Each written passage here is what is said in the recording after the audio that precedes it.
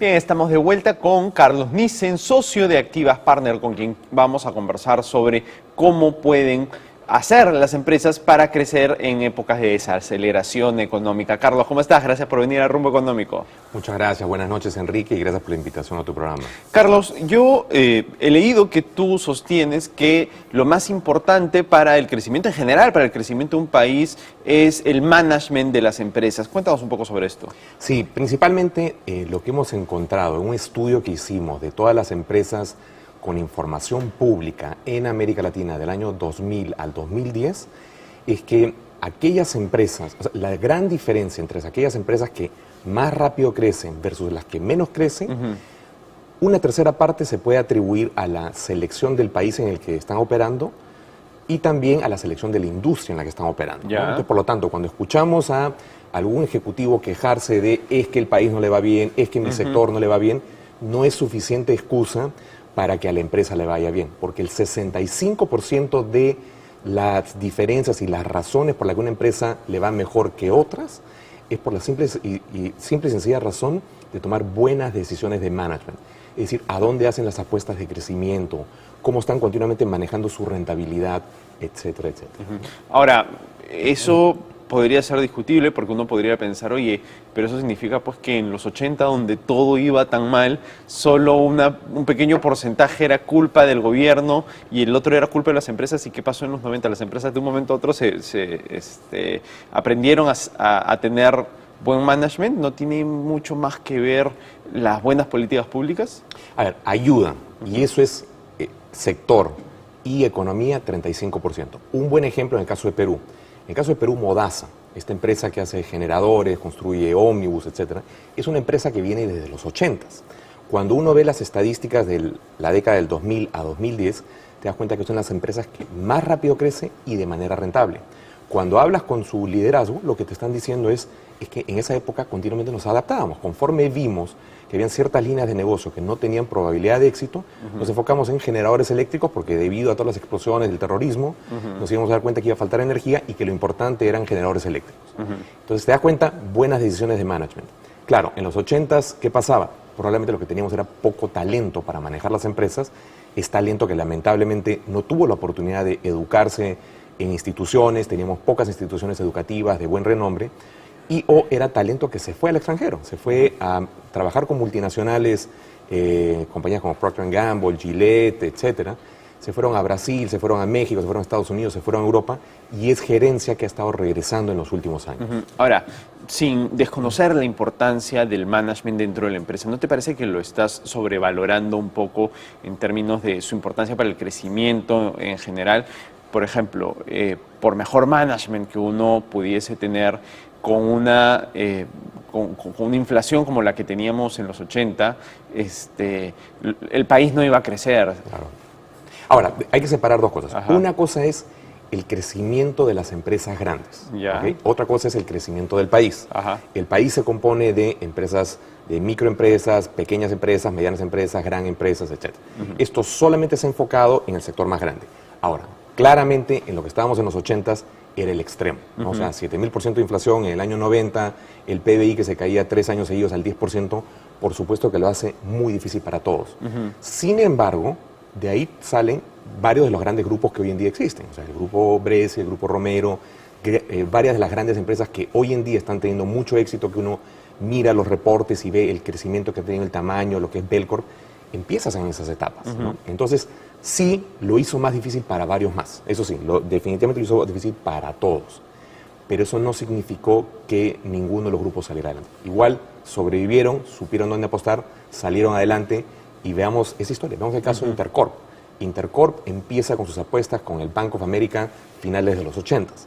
Miren hoy en día lo que es Intercorp, ¿no? Entonces, sí coincido contigo en el hecho de que esa hiperinflación que tuvimos, esa desaceleración, la falta de seguridad, sí influyó, pero no fue la razón para limitar a los grandes grupos que hoy en día están operando de manera muy exitosa en el país. ¿Tú dirías entonces que la caída en las ganancias de también los grandes grupos en los últimos años, ¿no? Porque además veníamos creciendo a tasas impresionantes y hemos bajado varios puntos, a pesar de que seguimos creciendo bastante, especialmente de manera comparativa? ¿Tú dirías entonces que tiene que ver tanto con malas políticas gubernamentales o con factores externos, sino más bien con temas de management? No, a ver, nuevamente, 35% es importante, ¿no? O sea, 35% es 35%, o sea, sí nos influye, claramente, ¿no? Y ese 35%, 9% es definido por el país, 25% es definido por el sector en el que estás. Entonces, claramente, si estás hoy en Perú, en minería, hay un 35% que sí te pega, ¿okay? Eso indudable. Pero a lo largo de 10 años, que es el periodo que nosotros estudiamos, te das cuenta que hay empresas que han dicho, espérate, o sea, si me doy cuenta que mi sector eventualmente se va a desacelerar, han empezado a hacer las apuestas para diversificarse a otros tipos de minerales, para diversificarse a otras líneas de productos. En el caso, veamos en el exterior, casos conocidos, el caso de Apple, claramente entró, creó la Macintosh en los 80s, tuvo un gran éxito, sin embargo poco a poco se dio cuenta que estaba compitiendo duramente con IBM, que sacó un producto mucho más barato, empezó a competir con Dell, empezó a competir con un sinnúmero de marcas de mucho menor costo, con modelos de bajo costo.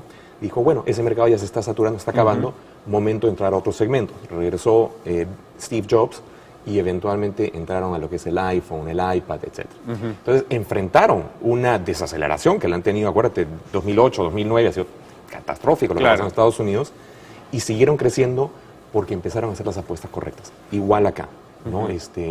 Definitivamente sí nos afecta la economía y los sectores en los que estamos, particularmente el sector minero, nos afecta. Sin embargo, hay oportunidades de hacer apuestas hacia otros sectores, hacia otros países, hacia otros canales, hacia otros segmentos de clientes. Pongamos un ejemplo. Claro. Hace no mucho tiempo estuvo acá Beatriz Merino, la presidenta del gremio de hidrocarburos, y ella lo que me decía es la mitad de contratos petroleros en este país están paralizados por trabas burocráticas, porque no salen los permisos, en fin. Tú, si tuvieses como cliente a una empresa de hidrocarburos, ¿no?, que además enfrenta esta situación, ¿qué consejo de management le darías para resolver este problema? Claro. Mira, nos ha tocado trabajar en el pasado con muchas empresas que operan dentro del Perú y fuera del Perú. Entonces, lo primero que nosotros creemos es, para ser exitoso, no solamente es un tema de crecer rápidamente, sino es crecer rápidamente y rentablemente. Estas empresas, de estas 500 empresas que te comenté hace un momento, que estudiamos del 2000 a 2010, identificamos 50 que habían crecido más rápido y rentablemente que el resto, entre las cuales estaba Intercorp, estaba Falabella, estaba América Móvil y, en fin, un sinnúmero de otras empresas. Todas estas empresas pasaron en algún momento por una desaceleración fuerte, como fue la del 2008-2009. Y te das cuenta qué cosas hicieron en esos periodos. Entonces, ¿qué les diríamos a nuestros clientes en esas etapas? ¿Qué le diríamos a clientes nuestros que estuvieran pasando por una situación como la que describes con Beatriz Merino? Primero le diríamos, ajusta tu estructura de costos, ¿no? Entonces, primero es, evalúa tu portafolio de negocios, proyectos, oportunidades. Fíjate aquellos que no te están rindiendo el costo de capital adecuado y en donde tienes una baja participación de mercado y, por lo tanto, desinvierte en esos negocios, deshazte esos negocios. Segundo, mira internamente al resto de la operación y trata de ver en dónde tienes costos innecesarios, ¿no? En donde no estás manejando adecuadamente tus proveedores, no le estás dando suficiente rotación a todos tus activos, en donde no tienes la estructura de precios adecuados, no tienes los canales adecuados para que optimices tu línea de costos y tus márgenes en total. Ya una vez que tienes un modelo que te está funcionando adecuadamente con los márgenes correctos, el servicio correcto, empecemos a identificar oportunidades de crecimiento. Si las oportunidades de crecimiento en el país son limitadas, estás en hidrocarburos, apostemos, por ejemplo, a todo lo que es shale gas en Estados Unidos o en la próxima apertura que se va a dar en México. Apostemos de repente, ¿cómo se llama?, a la parte de retail.